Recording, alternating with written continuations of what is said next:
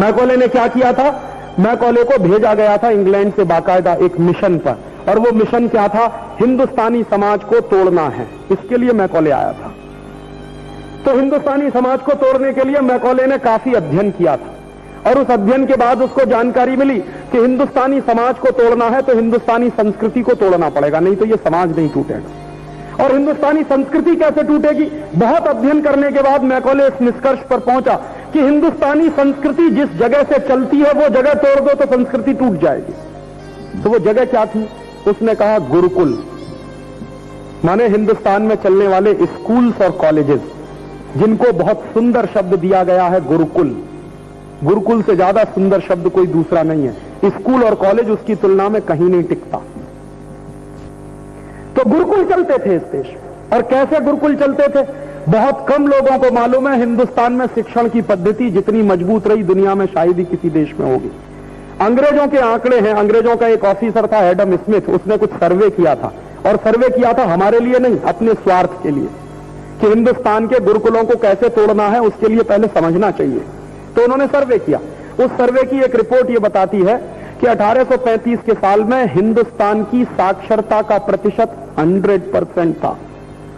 1835 1835 तक।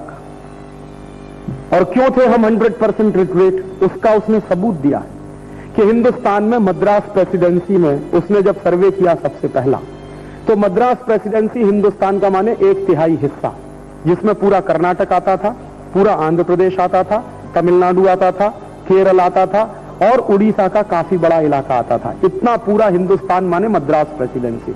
तो मद्रास प्रेसिडेंसी का ऑफिस था एडम स्मिथ, उसने किया सर्वे। सर्वे की रिपोर्ट क्या आई?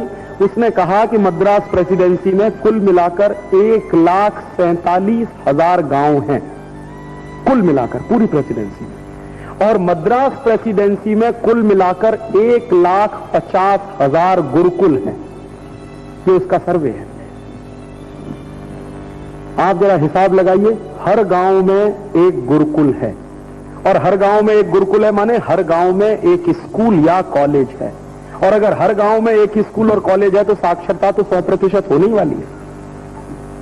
एक दूसरी बात और बता दूं आपको, जो आपको आश्चर्य लगेगा, मुझे भी नहीं मालूम था। जब एडम स्मिथ का सर्वे में निकाल के लाया लंदन के हाउस ऑफ कॉमन्स की लाइब्रेरी से, तब मुझे पता चला। एडम स्मिथ ने एक दूसरी बात और लिखी आश्चर्यजनक, कि वो जो 1,50,000 गुरुकुल हैं उनमें से 22,000 गुरुकुल उच्च शिक्षा के स्थान हैं, माने इंस्टीट्यूट फॉर हायर एजुकेशन, जिनको हम यूनिवर्सिटीज कह सकते हैं। 22,000, 1-2 नहीं, 22,000। क्या शिक्षा उसमें दी जाती है? तो वो लिख रहा है कि उनमें 18 तरह के विज्ञान शास्त्र पढ़ाए जाते हैं, जिनके नाम भी हमको नहीं मालूम। क्या क्या पढ़ाते हैं? एस्ट्रोफिजिक्स 1835 में पढ़ाया जाता था इस देश।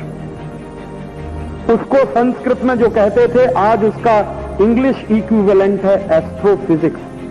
दूसरा पढ़ाते थे एस्ट्रोनॉमी। तीसरा पढ़ाते थे वैदिक मैथमेटिक्स।